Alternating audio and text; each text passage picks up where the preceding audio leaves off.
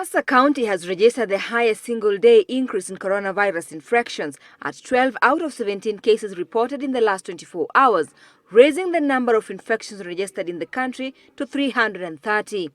The Ministry of Health said a total of 668 samples had been tested, out of which 478 were taken from Nairobi. The newly reported infections pointed to an unexpectedly high number of infections in the coastal city of Mombasa, where fewer samples were taken compared to Nairobi.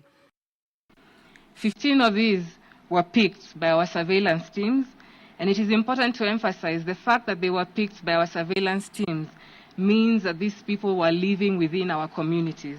And fellow Kenyans, the evidence that is coming in from our testing shows us that indeed local transmission has been established. Health Chief Administrative Secretary Dr. Mercy Mwangangi, however, said 6 patients had recovered from the virus, bringing the total number of those who had recovered from the virus to 89. She, however, asked Kenyans to stop overly relying on sanitizers and instead wash their hands with soap and water. If there's a quarantine facility that does not have masks or hand sanitizers, it is probably just for a few hours because we have masks and sanitizers in stock, and we'll ensure that we distribute them to all the quarantine sites.